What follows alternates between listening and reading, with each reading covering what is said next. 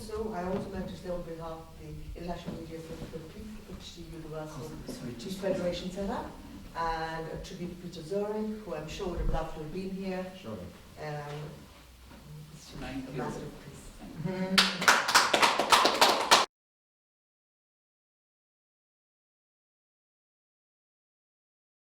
I'm so honoured to invite and to award Mr Nakkeeran Gopal, because as I said, I was familiar with the stories, and I don't know, maybe you can, when you come, tell us a little bit more about your own experience. I have read that you've been intimidated, falsely accused of corruption, jailed, you know, you have faced any number of abuses, mainly because you've been trying to tell the truth.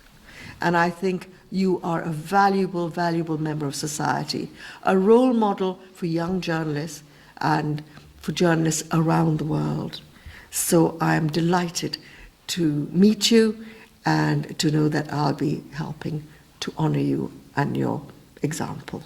Thank you. Ladies and gentlemen, brothers and sisters, it's my absolute honour to welcome you all today to the Federation of Peace, Love and Hope to Humanity. Today is a very special day because embarking on such an individual achiever in terms of media journalism gives me a profound opportunity to introduce him properly in terms of what all achievements he has done for media and for the general Tamil populations around the world. So if you look into it, India rates 140 in press freedom today, which at this point of time for me is going from levels which it should not be. And as an organization and as a person who looks into social justice in a very deeper way, I do believe media has got a deeper role to play in uplifting the criterias of what should be tick-boxed. And my good honorable friend, Mr. Nakkeeran Gopal, I think you would have had a fair amount of understanding of what he has done. In this last 3 decades of his service, I would say service to humanity, because service to humanity comes with what you're trying to say, what is white as white, what is black as black. And media's duty is to publish it in as black and white. That's what he has been doing for all these years. And if you look into what our investigative journalism, his cases of success is so high.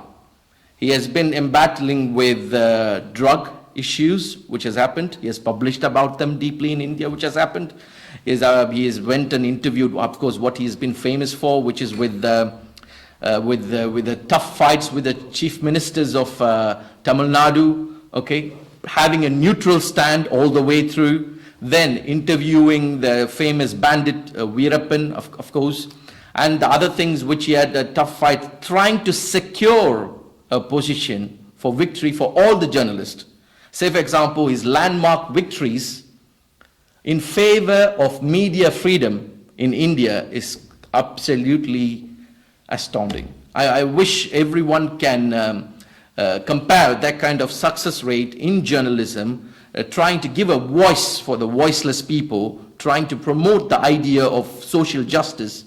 It's absolutely what is needed in today's world and for tomorrow's future. We have 8 associations within the umbrella of Universal Peace Federation, which cover many different areas. But one area is called the International Media Association for Peace, and it promotes press freedom, accuracy of reporting, honesty in reporting, and responsibility also in reporting. So when we heard of your example of your courage in promoting truth, honesty, justice, and through investigative journalism to counter corruption within society, which is such a poison in human development in society. I think we were very willing and honoured to have this opportunity. Moon, whose life story you'll find in posters around our building, came here to London on his tour to found the Universal Peace Federation, and he gave a talk outlining his vision for peace, which was not merely religious. It had projects like the building of the Bering Strait Tunnel. He's the founder of the Washington Times newspaper. He spoke about the role of the media. But at the end, he said, I want to leave you with a choice. Choice one, you can remain where you are, divided by the barriers of religion, race, culture, nationality, or you can join me and work together to build a world that transcends all of those barriers, a world of peace. Of course, today we may feel that that peace is far away, but in truth, when we work together and whilst respecting each other's different traditions and faiths and languages, decide that together as human beings, as brothers and sisters, we are going to do something greater, then I think even today we're making a step forward towards peace. So